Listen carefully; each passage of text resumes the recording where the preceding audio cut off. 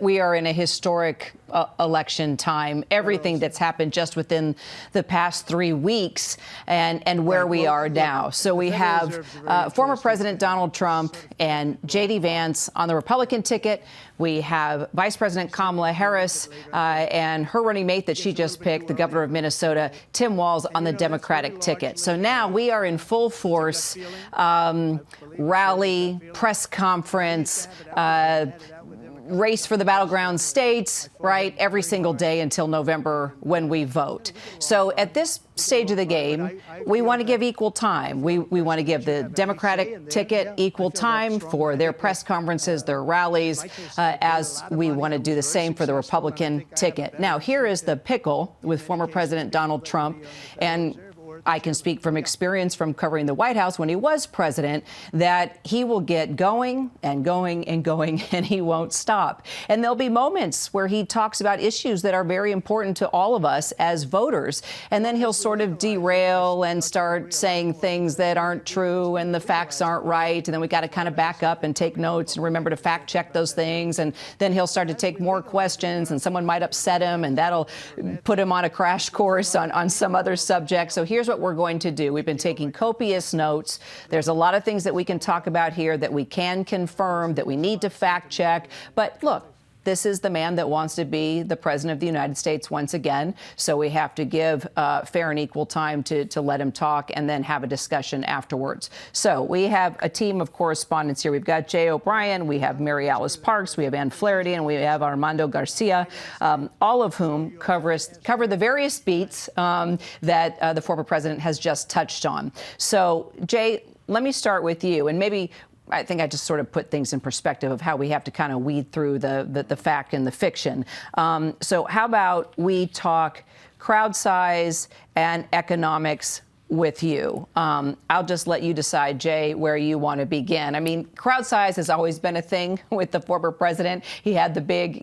argument about having the biggest show at Inauguration Day compared to other presidents. I think we proved that that wasn't true. And now he's, talking about he had more people at his January 6th speech than MLK did on the Mall back in the day when he gave one of the most famous speeches of all time. So maybe we start there. It is something that drives him crazy. And when people ask him about it, he likes to go off on a tangent. To paint a picture of the press conference that is still playing out, I think we should probably kind of weed through how we even got to what you were just mentioning. This was a press conference, ostensibly, Trump said at the beginning, to talk about debates that he agreed to, one of which is going to be hosted by ABC News. He says he agreed to 3 debates, all of which are going to be in September.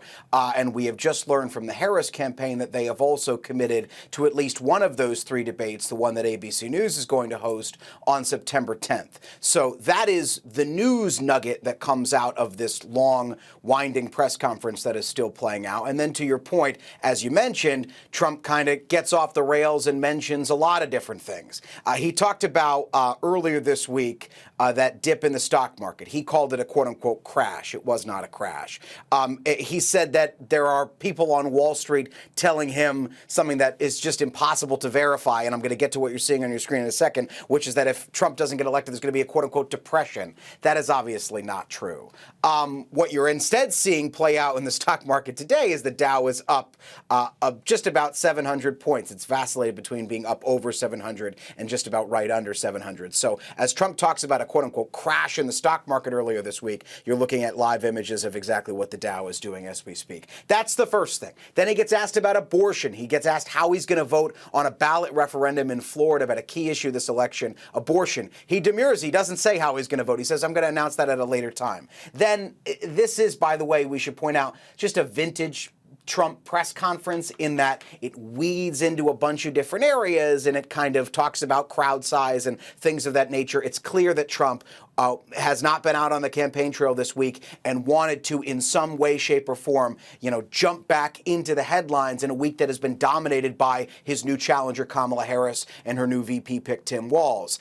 To make that point, Trump talks about President Biden. He says that he doesn't believe Biden wanted to drop out. He says it's unconstitutional to have Biden drop out, which is not true. Biden dropped out on his own volition. There's nothing unconstitutional about that. He says it's unconstitutional that Democrats haven't had a primary process. That's not true at all. One more thing, just to show you how freewielding this press conference is, to your point, Kira, is he does make that comment about crowd size. Somebody asks him about Harris's rallies and their crowd size and the fact that they have broken records for Democrats this cycle. And that is the thing that Trump seemed to have the most fiery response about. Clearly, it hits at him in a certain way. And he mentioned that he has big crowd size. And then he went on to say in a question about January 6th that he said he had a bigger crowd, or a crowd that rivaled MLK's I Have a Dream speech when he spoke to that Stop the Steal rally on January 6th.